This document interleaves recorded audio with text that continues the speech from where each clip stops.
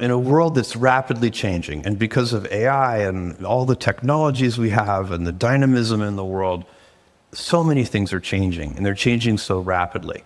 So if you think long term, it forces you to think, what are the points of stability? What is not going to change? And one of the things that changes very slowly is customer need. And so you can build a strategy around customer needs that will have durability.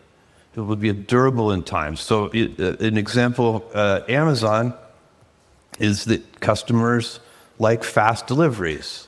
And so you would never expect 10 years from now, it would be impossible to imagine a customer saying, I love Amazon, I just wish you delivered a little more slowly. Or I love Amazon, I just wish your prices were a little higher. Or at Blue Origin, I love your rockets, but I just wish they were a little less reliable. And so these ideas, these big ideas that are customer-based, they start with the customer. It's an idea that is in the customer's brain. Those are the ones, because human nature doesn't change rapidly. And so what we as customers want tends to change slowly. And if you base your energies and direction and strategies and tactics, everything that makes a company effective around those customer needs, then you can change the details of how you get there all the time, because the world is changing so rapidly. The technologies will change, your competitive set will change, everything will change except those needs. And so that's another way that long-term thinking is protective, because it forces you to think about the real customer needs, to center those as your big ideas, and then put energy into them in 100 ways, and to be very dynamic. I'd always say be stubborn on the vision and flexible on the details. And you have to be, because the world is changing and you change your mind. I've noticed that people who are right a lot change their mind a lot. People who are wrong a lot are very stubborn on the details. And that is also self-awareness of how reality is, rather than how one would want it to be. This is so true. You know who's undefeated? Reality. Reality wins every time. It's completely undefeated. How can you make sure that as you invent, and one of the main topics that we've discussed is how it's important to wonder, how it's important to explore. But as you invent and you wonder, how were you able not to get lost? Well, that is such a good question. And, really my best thing, my favorite thing is to be with a small group of people with a big whiteboard in front of me and inventing. I am an inventor. This is my fundamental nature.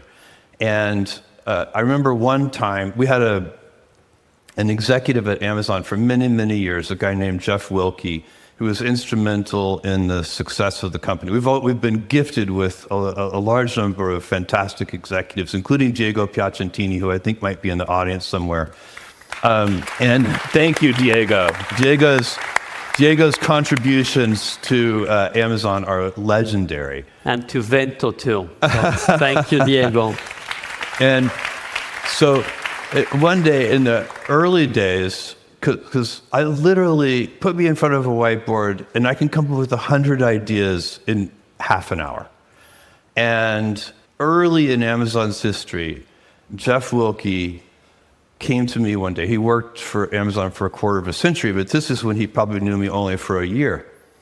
And he said, Jeff, you have enough ideas to destroy Amazon.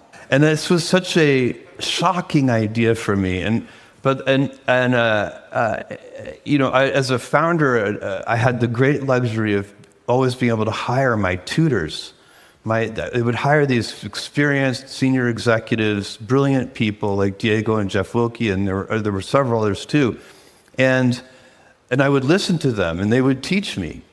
And Jeff said, you have enough ideas per minute, per day, per week to destroy Amazon. I was like, what do you mean? He's like, you have to release the work at the right rate that the organization can accept it. And he was a manufacturing expert. And so, his view of the world was every time I released an idea, I was creating a backlog, a queue, work in process. And because it was just stacking up, it was adding no value. And in fact, it was creating distraction. And so he said, look, you have to figure out when to release these new ideas at a rate that the organization can accept them. And this sounds so obvious, but it was not obvious at the time to me. And this was a profound insight for me. And so I started prioritizing the ideas better, keeping lists of them, keeping them to myself until the organization was ready for the ideas. And then I also started figuring out, how can I build an organization that can be ready for more ideas? That's about having the right senior team and the right leadership and getting those people the executive bandwidth so that they could do more ideas per unit time. And so, and that is what we built. We built a company that's very good at inventing and doing more than one thing at a time. And you do want to build, as the company gets bigger, you do want to be able to do more than one thing at a time. But that idea of releasing the work was very profound for me. And it made us operationally more effective while still being inventive. And you think you're a better inventor on the back of that? So the actual inventions that... Probably, because it also forces you, if you are releasing the ideas through time, it forces you to prioritize them better. You end up sharpening the ideas better. And so, yeah, it probably does. But you have to wander. Thank you. Wandering, just one more thing on wandering. Wandering is so important because wandering is a kind of humility. So sometimes when people think about, how much should I wander? Wandering sounds so inefficient. But the only way to go straight to your destination is if you know where you're going. And sometimes you know where you're going, but sometimes you don't. And so wandering is that acknowledgement that in life and in business and in exploration and in invention, in building a company, a lot of the time you can see the mountaintop, but you can't see the trail. And you have to explore and you have to wander. It may feel very inefficient, but it's actually very valuable. And it's really a recognition, it's a humility that you don't know where you're going. But inventing has a dose that is not efficient. And right. it does require time to get ideas, to learn. Yes. To dream. Yes. On the other hand, you need to be efficient once you start building that. That's right. And iterate. These are different things for different times. So sometimes when you know where you're going, yes, you should be very efficient. So how to put it in harmony and not balancing? And I know you don't like to balance. Right. And so how can you put in harmony the dream side and the build side?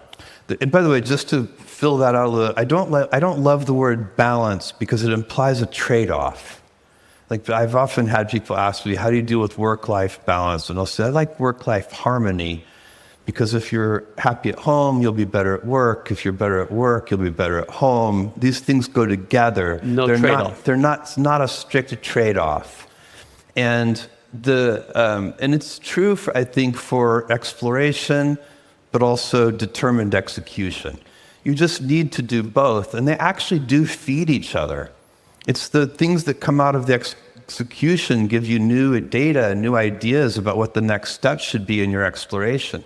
So the two things don't work against each other, they work together. And how would you advise young founders in practical terms to be able to be in harmony with both? The touchstone, the thing you always go back to, is those customer needs. So that's the only way that I could advise any founder or entrepreneur is deeply understand what are the big ideas that their customers want. And you should ask them, ask your customers, but it's not sufficient. You also have to invent on their behalf. Because the biggest breakthroughs, the most important ideas, customers don't know to ask. They don't know to ask for those things. That's why you have to dream, and you have to use your intuition and your gut and your heart. All of the data that gets used in business is essential.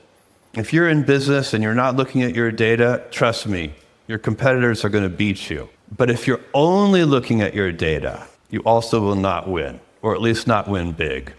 Because the most important decisions that every person makes when they're building something new is made with intuition.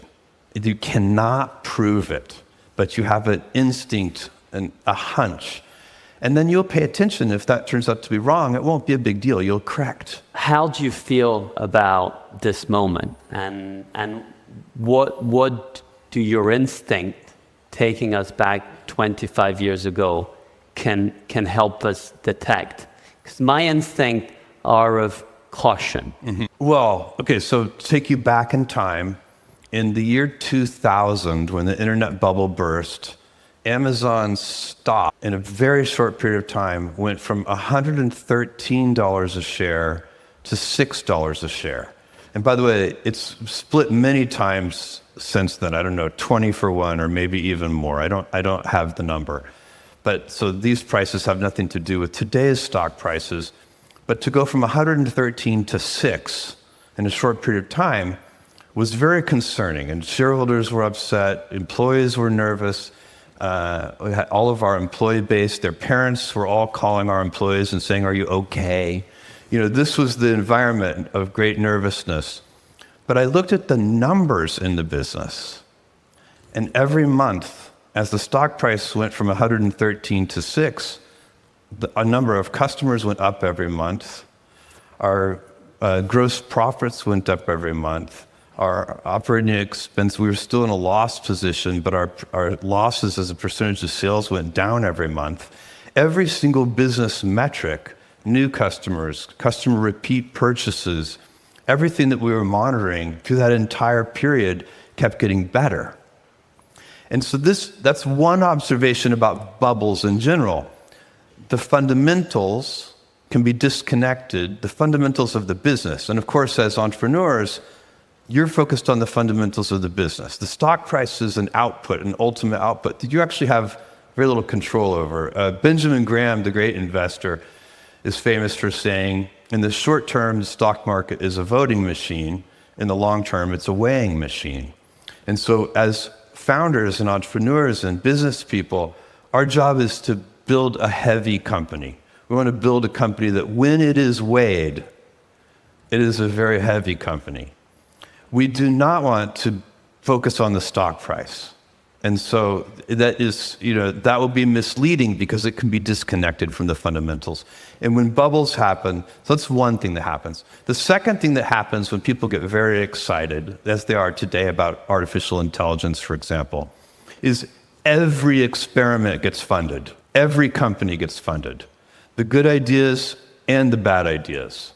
And investors have a hard time in the middle of this excitement distinguishing between the good ideas and the bad ideas. And so that's also probably happening today. But it doesn't mean that anything that's happening isn't real. Like, AI is real, and it is going to change every industry. In fact, it's a very unusual technology in that regard, in that it's a horizontal enabling layer. Today we talk about AI first companies like OpenAI and Anthropic and Mistral and so on and so on and so on. There are so many startup companies that are kind of AI companies of various kinds. And that's normal for this phase. But that is not the biggest impact that AI is going to have. The biggest impact that AI is going to have is it is going to affect every company in the world. It is going to make their quality go up and their productivity go up. By every company, I literally mean every company, every manufacturing company, every hotel, every, consumer products company, et cetera, et cetera, et cetera. And so that is hard to fathom, but it's real.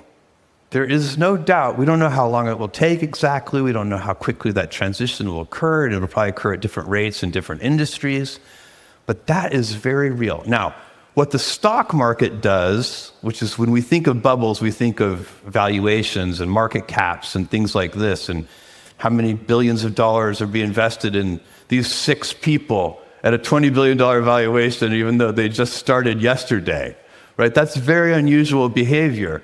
Investors don't usually give a team of 6 people a couple of $1 billion with no product. It's rare, and that's happening today.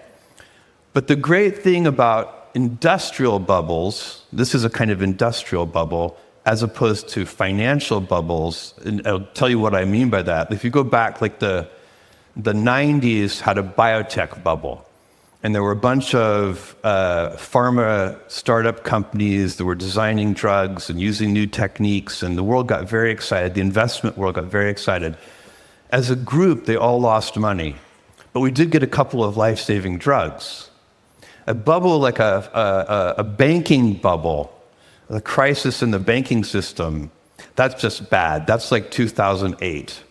And so those bubbles society wants to avoid. The ones that are industrial are not nearly as bad. They could even be good, because when the dust settles and you see who are the winners, society benefits from those inventions. They still get those life-saving drugs. And that's what's going to happen here too. This is real. The benefits to society from AI are going to be gigantic.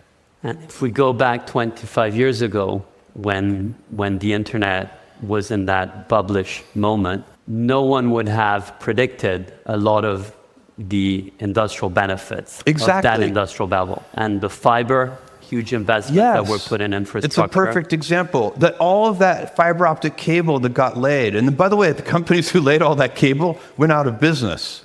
Like literally went bankrupt. But the fiber optic cable was still there, and we got to use it. And the telco companies who owned the customers and who had a very strong moat ended up not being the companies that emerged. That's right.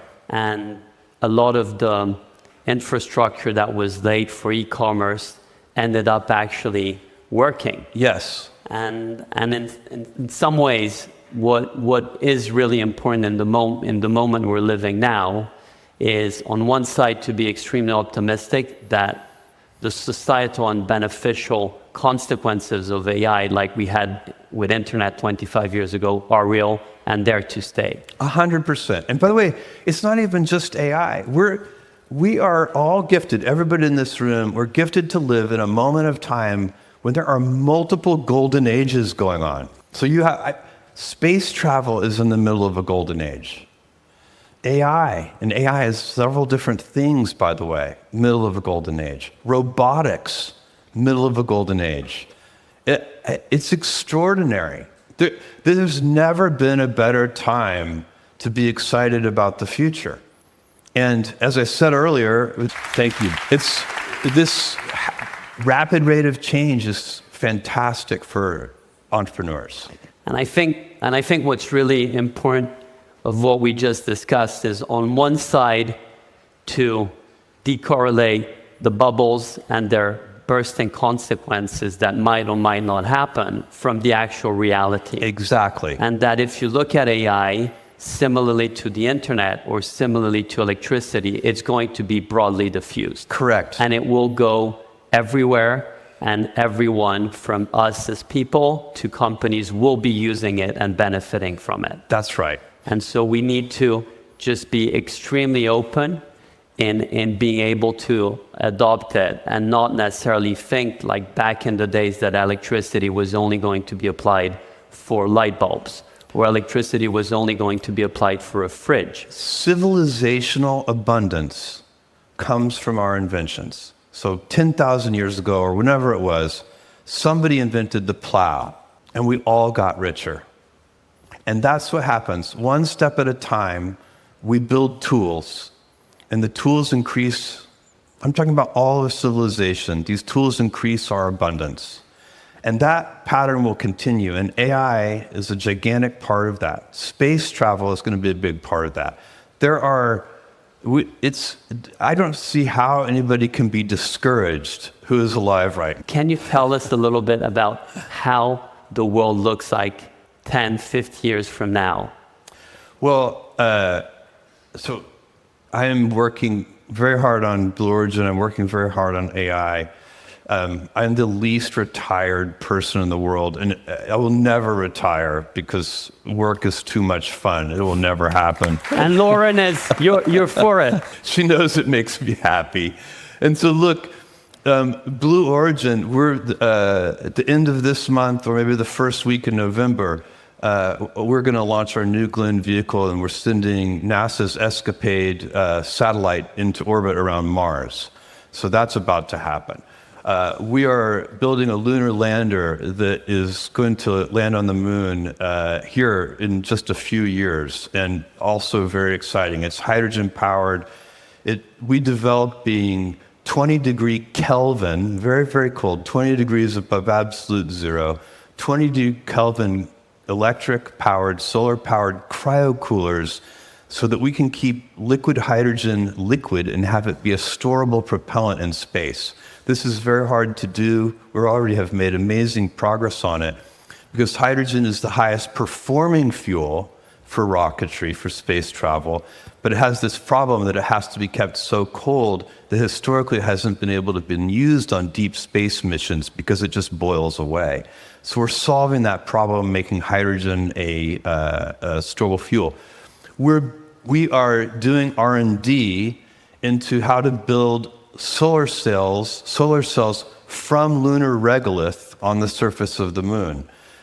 Because if you're going to go to the moon and stay on the moon, you need to be using the resources of the moon. You need to be harvesting the moon to make that cost effective. So the moon will be a launch pad. The moon is a gift from the universe. It's so close to Earth. It's only 3.5 days away. We can launch and get to the moon anytime. Unfortunately, to get to other planetary bodies, they have very rare launch windows. Mars, you can go to Mars once every 26 months or so. And so the moon is really a gift, and it has a very low gravitational field, only a sixth of Earth's, which means it takes about 30 times less energy to lift a kilogram of mass off the moon than it does to lift it off the Earth. So we can use the moon as a rocket fuel depot to go to the rest of the solar system. One of the things that's going to happen in the next, it's hard to know exactly when, it's 10 plus years, but I bet it's not more than 20 years. We're going to start building these giant gigawatt data centers in space. So these giant training clusters, those will be better built in space because we have solar power there 24/7. And the solar power there are no clouds and no rain, no weather. So you can build. We will be able to beat the cost of terrestrial data centers in space in the next couple of decades. And so space will end up being one of the places that keeps making Earth better. It already has happened with weather satellites. It's already happened with communication satellites. The next step is going to be data centers and then other kinds of manufacturing. And will we be able to travel on Earth faster? Yeah, I think so. Eventually, this is very challenging. This kind of hypersonic travel on Earth, Up and down. The point-to-point ballistic travel. It doesn't break any laws of physics. It's difficult in some ways. Rockets tend to be very noisy. So people probably don't want them like in their downtown areas. So we'll have to figure out exactly how that works. But there may be other ways of doing hypersonic travel too. So I do think that will happen. And living in space, when do you think we'll be living in space? Well, I believe we'll have in the next kind of couple of decades, I believe there will be millions of people living in space. That's how fast this is going to accelerate. It's interesting too because they'll mostly be living there because they want to. Our robotic technology is getting so good. We don't need people to live in space. Anything that we need done, if you need to do some work on the surface of the moon or anywhere else, we will be able to send robots to do that work. And that will be much more cost effective than sending humans. And if you were to advise a movie or a book of sci-fi that's, in your view, more truth to what we expect, what would that be? And I'm asking because I know you love sci-fi, and I've been love so sci-fi. disappointed myself of seeing how you always read and see these movies and it never happens.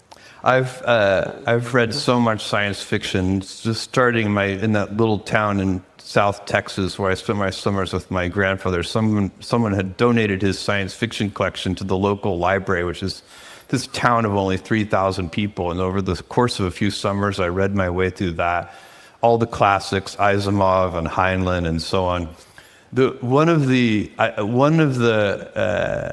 Something that I would recommend is the Culture series, only because it has such an interesting utopian take on the intersection of humanity and artificial intelligence. And I think there's so much talk about that right now. Not that this is the way it's going to be or anything, but it's just a very interesting way to think about these super intelligences. We didn't have time to talk about that, but I find so many people nervous or anxious or even a little discouraged or depressed by thinking about this coming, right now computers can easily beat us at chess. Once they can beat us at anything, do we have meaning in our lives? I think the answer to that is 100% yes. We will still have meaning in our lives.